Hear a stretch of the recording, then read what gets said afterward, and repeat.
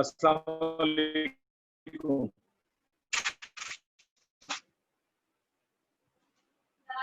हाँ भाई बच्चों, अस्सलाम वालेकुम। आवाज आ रही है मेरी?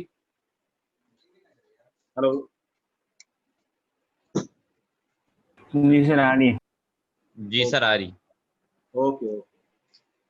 अच्छा यार, आज जो है वो हमने बात कर ली थी, अब हमने कंप्लीट क्वेश्चन कर लिया था, लेकिन एक जो हम कल क्वेश्चंस कर रहे थे, कल हम एक क्वेश्चन कर रहे थे उसमें काफी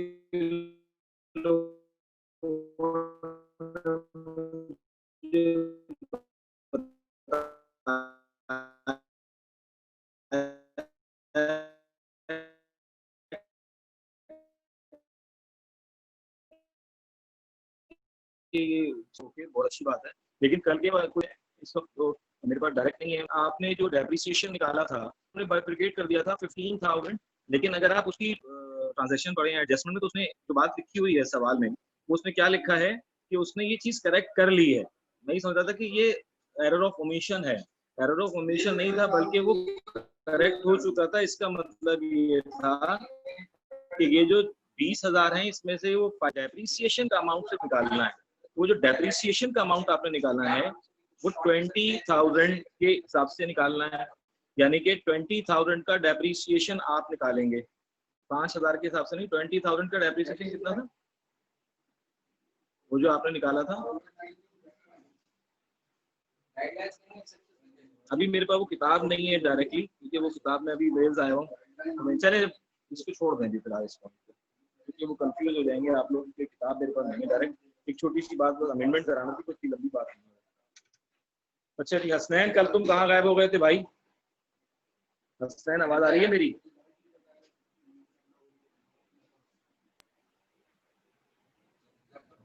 हसनैन, हसनैन आवाज आ रही है? तुम कल कहाँ गायब हो गए थे? Hello hello.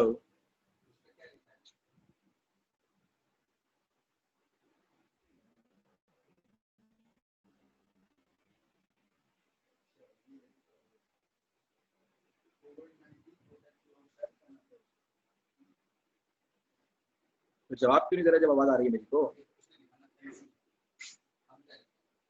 चले, मैं एग्जाम्पल क्वेश्चन दे रहा हूँ आज, क्योंकि अब मैं नया टॉपिक, तो तुम लोग कह रहे हो कि नेक्स्ट वीक से शुरू कराएं, तो कुछ चीज़ें रिवीजन में आ जाती हैं। जिस लोगों को कुछ एडजस्टमेंट में कोई परेशानी है तो वो बता सकता है मुझे, सर मुझे आप ये वाली एडजस्टमेंट करा दें, तो मैं वो एडजस्टमेंट करा सर।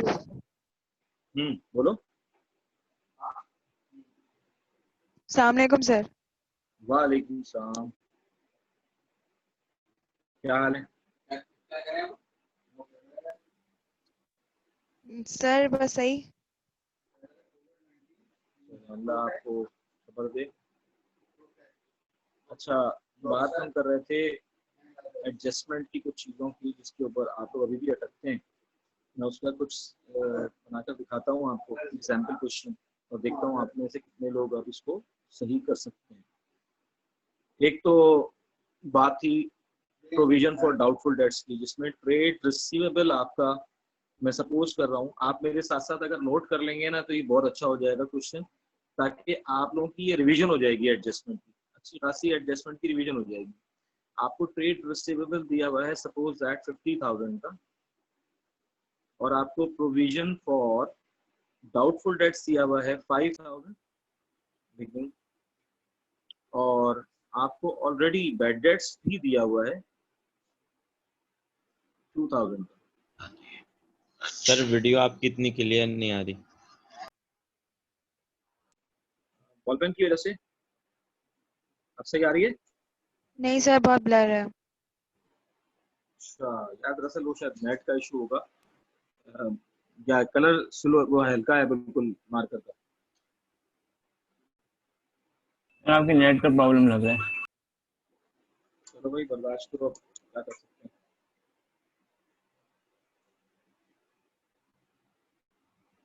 लाइट का इशू तो नहीं आ रहा? चलो मैं क्वेश्चन लिखकर इसको व्हाट्सएप भी कर देता हूँ, आप लोग पहले क्वेश्चन को देख लो, 50,000 आप, मैं बोल भी रहा हूँ, आपको आवाज आ रही होगी। Trade receivable 50,000, provision for doubtful debts 5,000, bad debts 2,000, almost आपकी सारी adjustments. Insurance 24,000, rent 18,000, salaries 45,000, salaries 45,000, 10%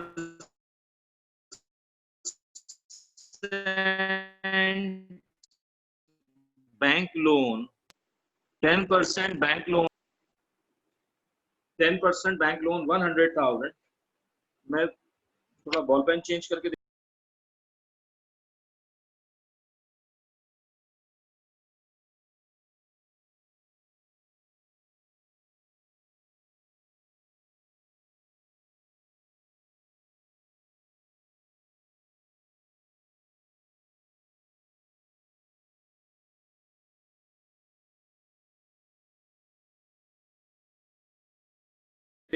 जी, 100,000 आपका 10% बैंक लोन है। ये सब ट्रायल बैलेंस के अकाउंट हैं। आपको मैं इसलिए भी बोल रहा हूँ कि आवाज आ रही हो तो आप उसको लिख लीजिए अपने पास क्वेश्चन को। एग्जाम्पल क्वेश्चन है ये, जो मैं सिर्फ एडजस्टमेंट्स के लिए करा रहा हूँ, एक्सपेक्टेड इनकम स्टेटमेंट और स्टेटमेंट ऑफ फाइनेंशियल पोजीशन के लिए। सर आमिर, जी, बहुत ब्लर नजर आ रहा है, सही से नजर नहीं आ रहा। बेटा मैं ब्लर का बता तो चुका हूँ कि ब्लर शायद नेट की वजह से आ रहा है। आज बर्दाश्त कर लो, क्योंकि आज मैं यहाँ कॉलेज आया हूँ, तो यहाँ पर हो सकता है कि नेट, क्योंकि बहुत सब जगह चल रहा होता है तो मुश्किल हो सकती है। तो इसीलिए मैं आज कोई बहुत एक्स्ट्रा कोई क्वेश्चन नहीं सॉल्व करवा रहा है, इससे परेशानी हुई। ये वो चीजें हैं जो मैं आपको ऑलरेडी करा चुका हूँ, जस्ट रिविजन है ये। तो इसको आप कर लें। इसकी पिक्चर जो मैं सवाल लिख रहा हूँ, इसकी पिक्चर जो है वो मैं व्हाट्सएप कर दूंगा। आप पहले तो नोट डाउन करें और मेरी बात को गौर से सुने। मैं कोशिश करूंगा कि थोड़ी देर में सेट हो जाएगी तो बात सही है। फिलहाल तो बर्दाश्त कर लें आज। सारे हमने जो है वो जोर से बात भी कर रहा हूँ, बता भी रहा हूँ। Trade receivable 50,000, provision for doubtful debts 5,000, bad debts 2,000, insurance 24,000, rent 18,000, salaries 45,000, 10% bank loan 100,000। ये ट्रायल बैलेंस के कुछ अकाउंट हैं। अब एडजस्टमेंट में आपको कहा जा रहा है, नीचे जो एडजस्टमेंट दी होती है ट्रायल बैलेंस में, वो कह रहा है यहाँ पर कस्टमर अकाउंट। ये मैं बोल इसलिए रहा हूँ, इसीलिए रहा हूँ बेटा कि मुझे पता है कि आपको अगर साफ नजर नहीं आ रहा तो आप साथ साथ मेरी बात सुनकर आप लिखते रहें सवाल, आपके पास सवाल आ जाएगा तो आपको समझने में आसानी होगी। Customer account return of $3,000 and estimated provision for doubtful debts 4% of trade receivable, 4% of trade receivable। Adjustment number 1 हो गई। एडजस्टमेंट नंबर 2, अच्छा ये जो ट्रायल बैलेंस है इसकी डेट है December 31, 2018। क्लोजिंग डेट क्या है? December 31, 2018। उसकी वजह ये है कि मैं आपको दे रहा हूं insurance paid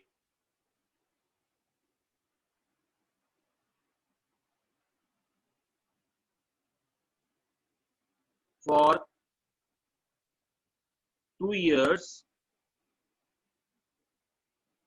insurance paid in advance या paid for 2 years from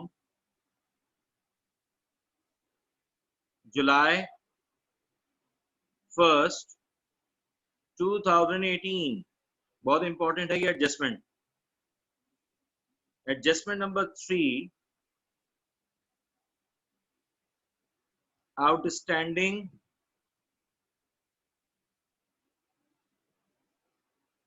salaries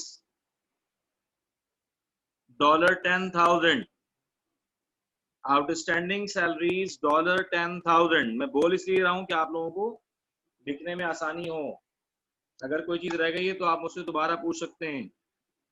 outstanding salaries $10,000, adjustment number 3 हो गई। एडजस्टमेंट नंबर 4,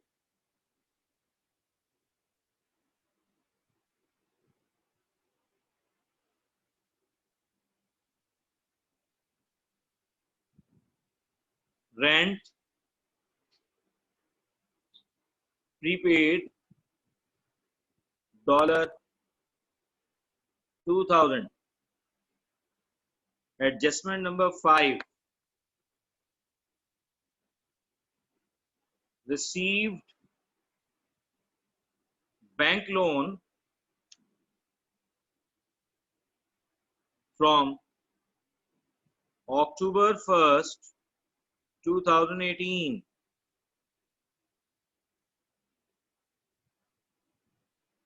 अच्छा, इसमें एक और भी चीज कर देते हैं।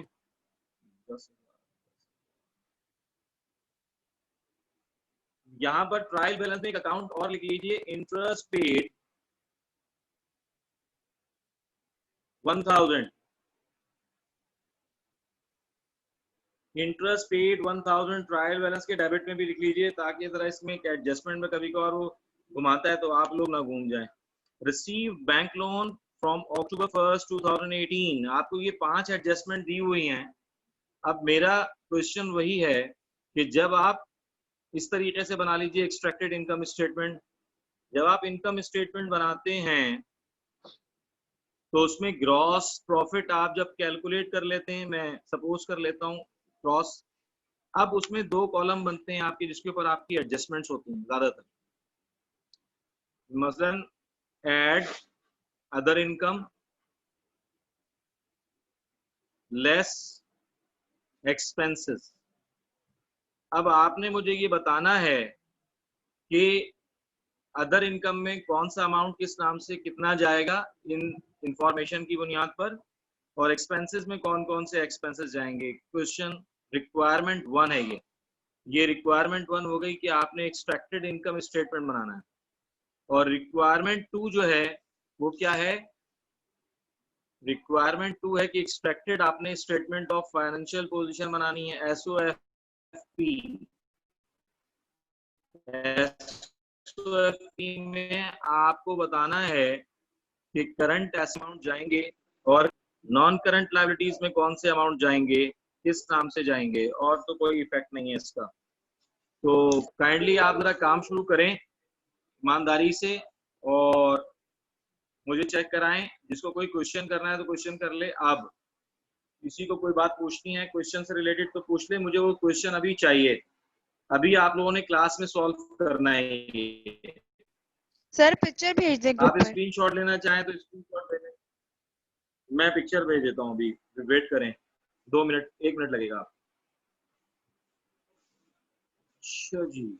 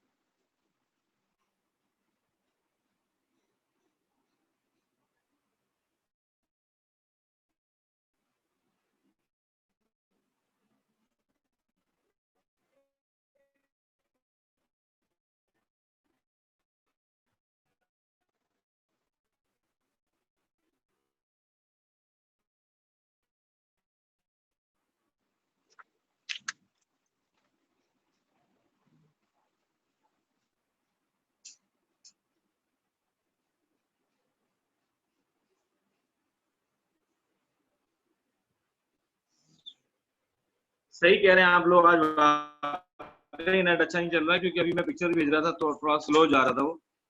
तो आज के लिए माजरत। ये जो है चलो क्वेश्चन के ऊपर आप लोग बात कर सकते हैं। अगर मैं मेरी बातों को, मेरे लेक्चर को गौर से सुनिएगा, अगर कहीं चीज हो जाए मैं पूरा सॉल्व करवाऊंगा अभी ये, तो फिर इसकी जो सोल्यूशन है वो भी मैं व्हाट्सएप पे भेज दूंगा, तो आपको समझ जाएंगी। एक्चुअली ये रिवीजन ही है। तो देखता हूँ अभी कौन कौन स्टूडेंट्स कर सकते हैं। आपको 5 से 10 मिनट का टाइम दे रहा हूँ, जब तक मैं देख रहा हूँ कि कौन कौन आज आया है।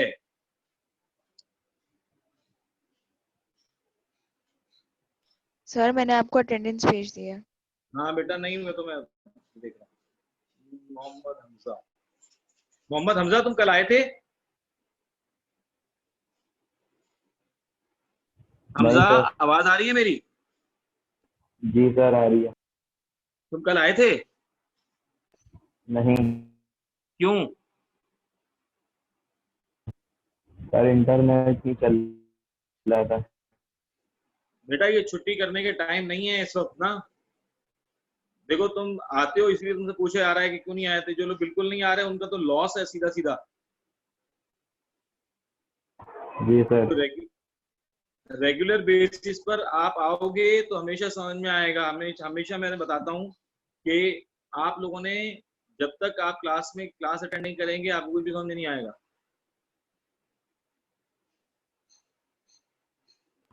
ठीक है सर, मैं कोशिश करूंगा सारी क्लास।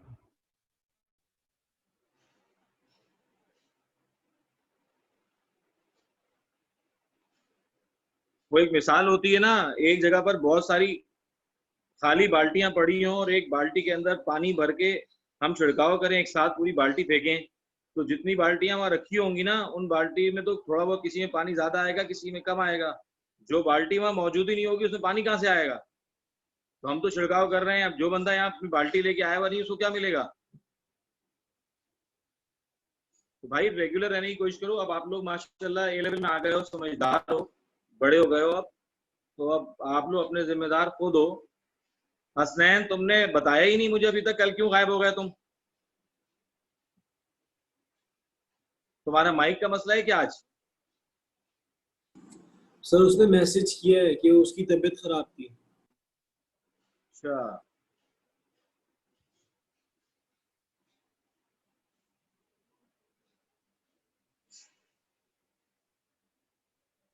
हो गया? किस किसने सॉल्व किया है अभी ये?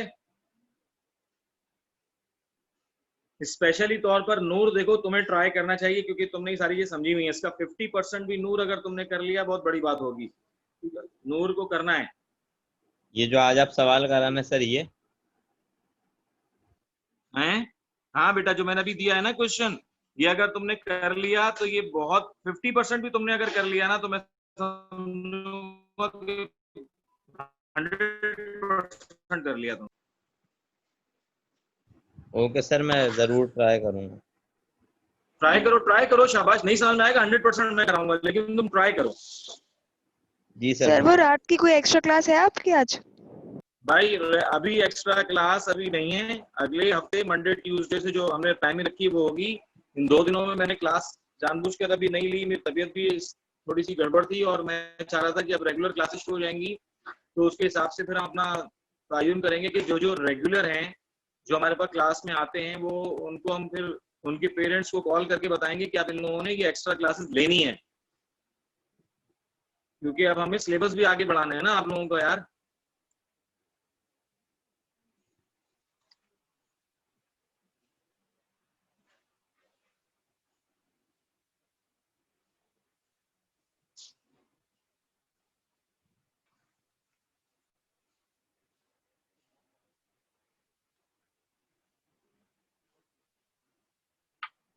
पिक्चर सेंड कर देना ग्रुप में अगर किसी ने कर लिया है सॉल्व, या फिर अभी अभी बता दें मुझे उसके आंसर।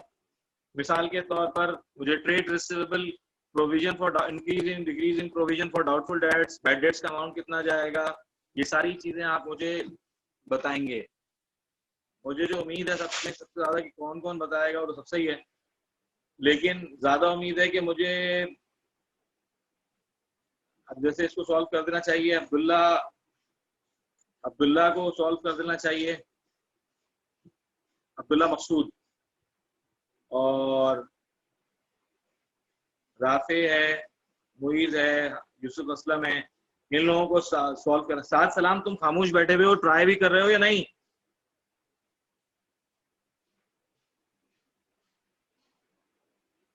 साथ सलाम, जी सर, वो सर ऑडियो का मसला था। ट्राई कर रहे हो तुम? क्योंकि देखो अब सुस्त होने की बात नहीं है यार, अभी सब चीजें समझाई हुई हैं। जी सर।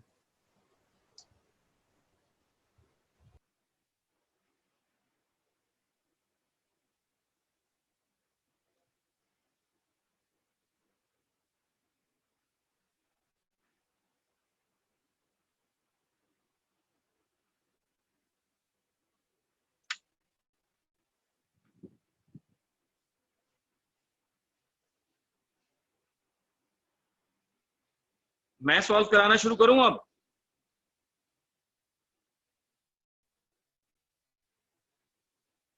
अगर आप लोगों से नहीं हो रहा तो हाँ भाई लाइबा, तुम कर सकती हो ये, तुमने तो बहुत दफा समझा बेटा। यस सर, ये तो आता है। गुड। सर मैंने आपको कल क्वेश्चन दिया था, आपने चेक कर लिया था? हाँ बेटा कर लिया था, बिल्कुल वो सही किया था, बट statement वो एक अमेंडमेंट करानी है, वो तुम्हारी गलती नहीं है। बिल्कुल सही किया था, शाबाश, बैलेंस शीट बिल्कुल तुम्हारी बराबर आई थी, 100% सही किया था। बस एक अमेंडमेंट थोड़ी सी कराऊंगा, वो मैं कल बताऊंगा आपको, क्योंकि अभी बुक नहीं है मेरे पास, ताकि आपसे कोई गलती ना हो जाए।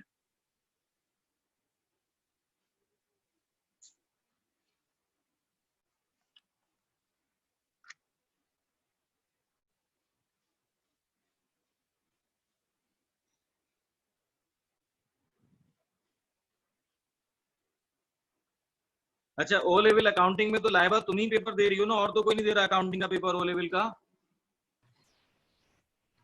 मुझे अपना तो पता है कि मुझे अभी देना है, बाकी नहीं पता। बाकी तो साइंस वाले हैं। हाँ बाकी तो हाँ साइंस वाले हैं। तो बेटा तुम जो हो ना, सबसे पहले ये देखो कि लास्ट ईयर में जो पेपर हुआ है जून में, लास्ट ईयर यानी कि 2020 का या अक्टूबर का जो पेपर हुआ है, उसमें कौन कौन से चैप्टर आए हैं वो फिर एनालाइज करो। उसके अलावा फिर वो जो चैप्टर जो तुम्हें मुश्किल लगते हैं, जो नहीं आए और वो तुम्हें मुश्किल लगता है, तो वो चैप्टर फिर मुझसे पढ़ लो लेक्चर लेकर। अब तुम्हारा सोल ट्रेडर अच्छा हो गया है, तो सोल ट्रेडर से अब तुम एक काम करो, मुझसे तुम पार्टनरशिप पढ़ लेना, अलग से पार्टनरशिप पढ़ सकती हो, या खलील तुम्हें बता दे, खलील तो टाइम ले लो, खलील तुम्हें पार्टनरशिप वगैरह करा दे। खलील का भी तो कुछ फर्ज बनता है। बोले कर देगा। नहीं, खलील का माशाल्लाह बहुत अच्छा कॉन्सेप्ट है पार्टनरशिप सर वगैरह। मैं भूल गया हूँ सब। खलील यार बेटा देखिए हेल्प क्या कर बोल दो। रहे हैं। सर कुछ नहीं याद। नहीं बेटा, हेल्प करने से सवाब मिलता है, फायदा होता है यार, अल्लाह भी आपकी हेल्प करेगा। सर वो कह रहे हैं उसको कुछ नहीं आता। सब आता है इसको, ये ड्रामेबाज है। ये राफे भी हेल्प कर सकता है इसकी। भाई आप में से ये अब्दुल राफे है और हिबा है, राफे वो खलील को कह रहा है। राफे ज्यादा अच्छा हैं? सर राफे बहुत अच्छा समझाता है।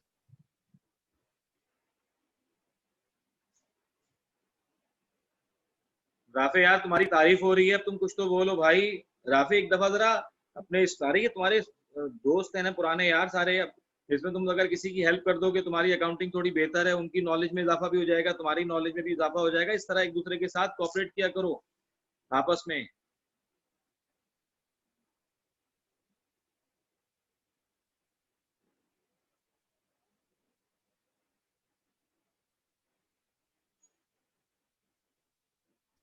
अरे sir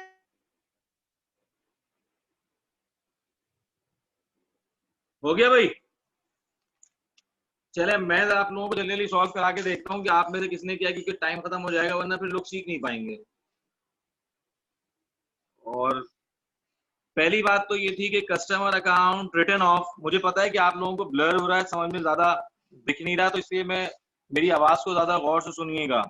customer account return of $3000, जब आपको रिटर्न ऑफ अमाउंट दे दिया जाए तो वो बैड डेट्स कहलाता है। ये बैड डेट्स होता है at the end of the year, और ड्यूरिंग द ईयर आपका जो बैड डेट्स अगर ट्रायल बैलेंस में दिया हो तो वो भी आपके एक्सपेंसेस होते हैं।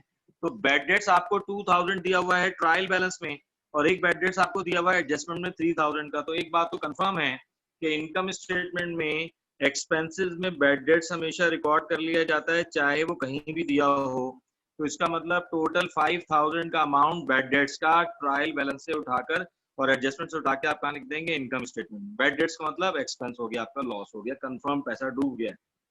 अब हम एडजस्टमेंट करते हैं कि यार हमारा प्रोविजन फॉर डाउटफुल डेट्स इस साल इंक्रीज हुआ या डिक्रीज हुआ। तो साल के शुरू में हमारे पास जो पेमेंट थी वो 5000 थी, जो पैसे डूबने के चांसेस थे। Balance brought down, provision for doubtful debts. Provision for doubtful debts का क्रेडिट साइड पर बैलेंस होता है हमेशा ब्रॉट डाउन, और बैलेंस कैरेट डाउन जो है वो आप कैलकुलेट करते हैं और उससे अंदाजा लगाते हैं कि यार इस साल आपका amount provision for doubtful debts का साल के शुरू के मुकाबले में आखिर में जो है वो कम हो गया या ज्यादा हो गया।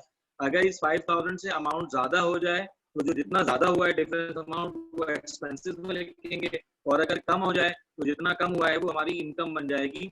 तो लॉस क्योंकि कम हो गया है तो देखते हैं अब हम कैसे कैलकुलेट करेंगे बैलेंस कैरेट डाउन। आपका जो ट्रेड रिसीवेबल का अमाउंट सवाल में दिया है वो है 50,000। ये मैं ब्रैकेट में इसलिए शो करवाता हूँ ताकि आपको समझ में आ जाए कि ऐसे किया गया, वरना आप कैलकुलेटर पे डायरेक्ट भी कर सकते हैं। तो आपके पास 50,000 जो है वो ट्रेड रिसीवेबल है, उसमें से आप अगर कोई एडजस्टमेंट में बैड डेट्स अमाउंट है तो इसका मतलब है कि आपका वो अमाउंट इस 50,000 में एडजस्ट नहीं हुआ था, आपको माइनस करना है। और अगर सिर्फ ट्रायल बैलेंस में बैड डेट्स है तो इसका मतलब है वो 50,000 में से ऑलरेडी माइनस हुआ हुआ है, इसलिए मजीद माइनस नहीं करेंगे। तो क्योंकि कस्टमर अकाउंट 3000 का बाद में एडजस्टमेंट में रिटर्न ऑफ दिया हुआ है बैड डेट्स, तो हम 50,000 में से 3000 माइनस कर देंगे। इस बात का मतलब ये है कि इस 50,000 में से 3000 मजीद हैं जो अब आपको नहीं मिल सकते। तो 50,000 में से 3000 माइनस करेंगे तो आपके पास जो आंसर आएगा वो आएगा 47,000। मेरे पास कैलकुलेटर नहीं है तो आप मुझे फिगर बता दीजिएगा जरा। 47,000 के ऊपर आपका एक्सपेक्टेशन है कि इस साल आपका पैसा जो है वो 4% डूब जाएगा। तो जरा जल्दी से मुझे बता दीजिए कि 47,000 का 4% अमाउंट कितना आया।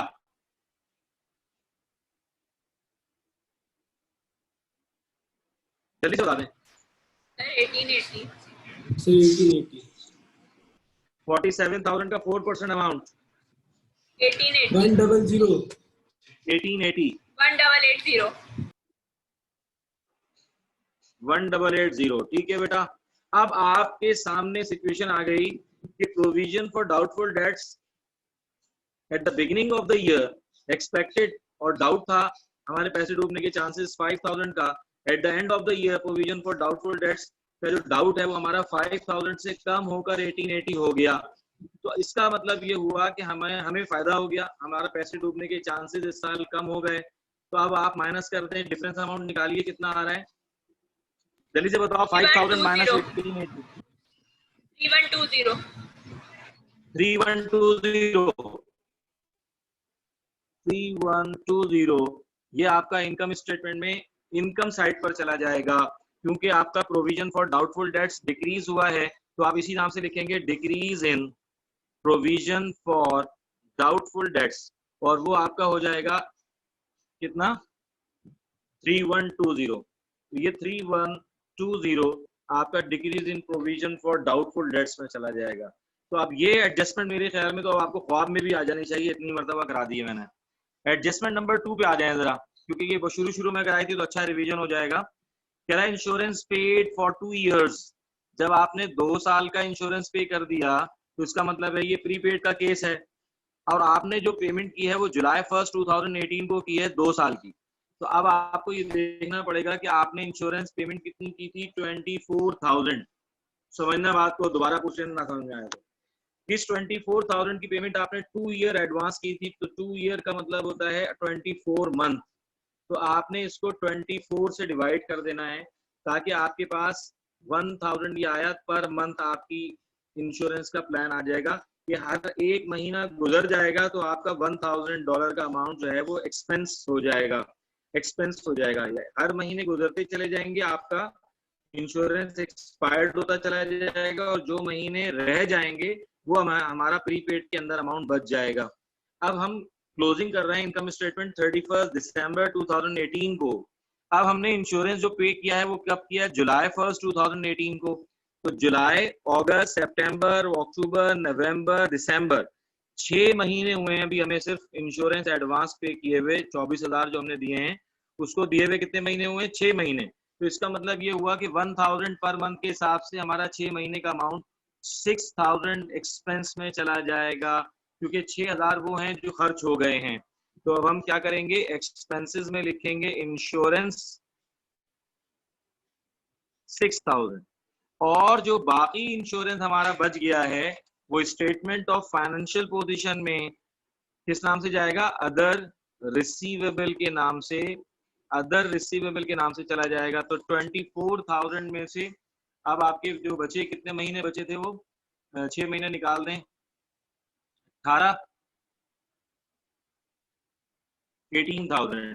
तो अदर रिसीवेबल में एक 18,000 का अमाउंट और चला जाएगा। मैंने ब्रैकेट में इसलिए लिखा है कि और भी अगर कोई प्रीपेड हुआ तो सबका टोटल अदर रिसीवेबल में जाता है स्टेटमेंट ऑफ फाइनेंशियल पोजीशन में। तो बताने का मकसद ये था कि स्टेटमेंट ऑफ फाइनेंशियल पोजीशन में जो महीने रह गए हैं, जो महीने अभी गुजरे नहीं हैं, और उन महीने का वो अमाउंट प्रीपेड में अदर रिसीवेबल के नाम से जाता है। तो एक तो आपकी एडजस्टमेंट ये हो गई। आप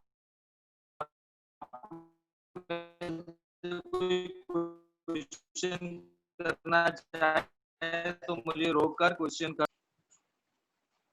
स्पेशल वाली, कैन यू हियर मी?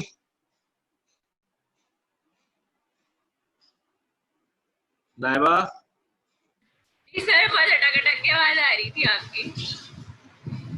आ गई मेरी आवाज? आ रही है? समझ में आ गई बात इंश्योरेंस वाली? यस सर, समझ में आ गई। गुड। सात सलाम। जी सर, आ गई। सात सलाम। जी सर, आवाज आ गई आ गई है या चली गई है? आ गई है सर। हाँ, मुझे आवाज आ गई आपकी।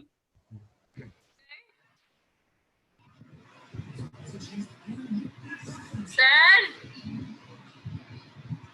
आ गया भाई, आ गया। सर, मैं इनकम स्टेटमेंट में Just a minute. एक्सपेंसेस में क्या अमाउंट लिखेंगे? दोबारा सवाल करो। इनकम स्टेटमेंट में एक्सपेंसेस में क्या अमाउंट लिखेंगे? इनकम स्टेटमेंट में हमने लिखा तो है इंश्योरेंस का अमाउंट 6000, क्योंकि 6 महीने गुजर चुके हैं। तो 6 महीने जुलाई से लेके दिसंबर तक का अमाउंट हमारा एक्सपायर्ड हो गया है, तो वो एक्सपेंसेस में चला जाएगा आउट ऑफ 24,000। उस 24,000 में से क्योंकि 6,000 हमारे एक्सपेंस हो गए हैं, तो बाकी 18,000 हमारे वो पैसे हैं जो अभी खर्च नहीं हुए, हमें हमारा प्रीपेड है, उसका रिसीवेबल बाकी है, उसकी सर्विसेज। तो इसलिए हम उसको अदर रिसीवेबल के नाम से करंट एसेट्स में स्टेटमेंट ऑफ फाइनेंशियल पोजीशन में रिकॉर्ड कर लेंगे। क्लियर? साथ सलाम, तुम्हारा आंसर नहीं आया मुझे, आ गया था? Yes, क्लियर है sir. बात? सही है। Adjustment number 3। एडजस्टमेंट नंबर 3 बहुत सिंपल है, लेकिन इसके लिए आपको जरा याद रखना है, मुख्तलिफ लैंग्वेजेस हैं। आउटस्टैंडिंग सैलरीज या कोई भी टाइटल के साथ अगर आउटस्टैंडिंग, अनपेड, अक्रूड, ओइंग, ये सारी लैंग्वेज दी हो तो इसका मतलब क्या होता है? अनपेड एक्सपेंसेस, करंट ईयर के अनपेड एक्सपेंसेस। तो मैंने और आपको जरा एएस लेवल पे बता दूं कि इसका मतलब होता है एज पर matching concept all unpaid expenses should be recorded in current year expense whether paid or not, कोई भी या receivable income। तो ये मैचिंग कॉन्सेप्ट के अगेंस्ट हम जो भी अनपेड एक्सपेंसेस होते हैं या रिसीवेबल इनकम होती हैं वो हमारी करंट ईयर की इनकम स्टेटमेंट में एक्सपेंस और इनकम के तौर पर ट्रीट की जाती हैं, चाहे वो भी पे ना हुई हो, कोई बात नहीं, चाहे वो पे अगले साल हो, लेकिन वो एक्सपेंसेस हमारे करंट ईयर की इनकम स्टेटमेंट में ही रिकॉर्ड होंगे। तो इसलिए आउटस्टैंडिंग सैलरीज वो कह रहा है कि आपने अभी अपने एम्प्लॉइज को $10,000 की सैलरीज और देनी है, और ऑलरेडी आप जो सैलरीज दे चुके हैं ऊपर ट्रायल बैलेंस में लिखा हुआ है 45,000 है वो। तो 45,000 की जो सैलरीज आप ऑलरेडी दे चुके हैं, और 10,000 आपके ऊपर मजीद ड्यू हो गई हैं जो आपने देनी है एम्प्लॉय को। तो टोटल एक्सपेंसेस जो हैं वो 45,000 प्लस 10,000 चले जाएंगे, यानी कि सैलरीज जो है वो आउटस्टैंडिंग यानी कि अनपेड से एक्सपेंसेस इंक्रीज हो जाते हैं। तो अब आपके पास सैलरीज 45,000 प्लस 10,000, 55,000 सैलरीज चली जाएंगी। और ये याद रखें कि जो भी अनपेड अमाउंट होता है, जो अनपेड अमाउंट होता है वो करंट लायबिलिटी में अदर पेएबल बन जाता है। अदर पेएबल, सिर्फ अनपेड अमाउंट, यानी कि अनपेड अमाउंट आपका सैलरीज की मद में है 10,000, तो 10,000 मैंने ब्रैकेट में इसलिए लिखा है कि और भी कोई अनपेड होंगे तो वो सब ऐड करके एक साथ लिख देंगे, वरना सिर्फ एक होगा तो एक ही लिख दीजिएगा। तो अदर पेएबल में क्या जाता है, अनपेड अमाउंट जाते हैं सारे, और प्रीपेड इनकम जाती है। और अदर रिसीवेबल में क्या जाता है, एक्रूड इनकम कोई अगर है तो वो जाता है, और प्रीपेड एक्सपेंसेस हैं तो वो जाते हैं। ये हम आपको ऑलरेडी सब लिखवा चुके हैं। तो एडजस्टमेंट नंबर 3 भी आप मेरे ख्याल में समझ गए होंगे, नहीं समझे तो आप मुझसे सवाल कर सकते हैं। डन?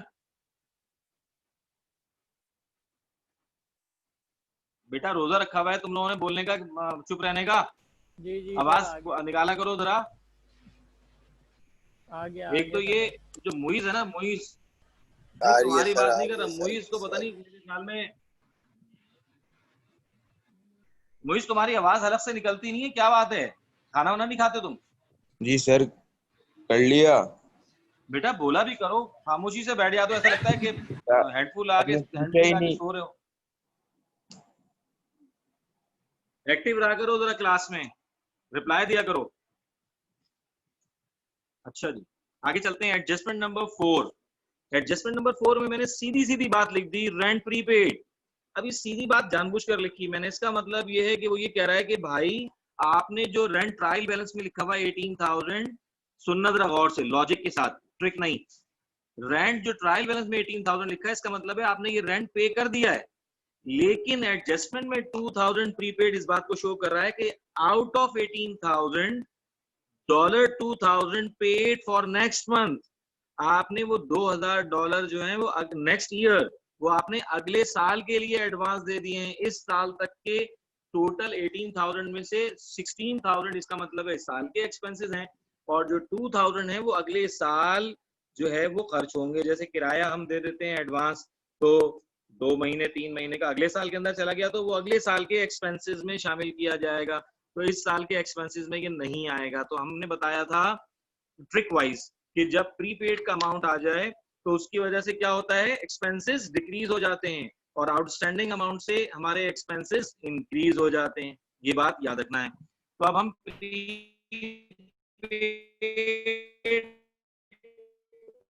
रेंट दिया हुआ है तो एक्सपेंस रेंट है वो कितना जाएगा, टोटल रेंट कह रहा है कि 2,000 रेंट जो है वो अगले साल के लिए है, इस साल के लिए नहीं है। तो इसका मतलब एक्चुअल रेंट आपका जो इस साल एक्सपेंस में जाएगा वो 16,000 जाएगा। जो रेंट आपका इस साल जाएगा वो कितना जाएगा, 16,000 जाएगा। और बिल्कुल इसी तरीके से जो प्रीपेड अमाउंट है वो प्रीपेड अमाउंट अदर रिसीवेबल में चला जाएगा। तो वो यार मेरी मोबाइल की बैटरी बिल्कुल दी एंड हो गई है, अगर क्लास ऑफ हो जाए तो बस समझना कि बात मेरी कंप्लीट हो गई है। मोबाइल मेरा ऑफ होने वाला है, अगर आपको आवाज आ रही है तो सुन लीजिए बस, फिर इसके बाद मेरा लेक्चर खैर हो गया कंप्लीट। तो अदर रिसीवेबल में 20,000 चले जाएंगे। बैंक लोन वाली बात फिर हम कल कर लेंगे, अब क्योंकि अब आवाज आ रही है मेरी? यस सर, आ रही है। जी जी सर, आ बस रही तो है, फिर अभी तो आ रही है। बैंक लोन वाली बात रह गई और मेरे मोबाइल की इंडिकेशन आ गई है 1% पर, तो लिहाजा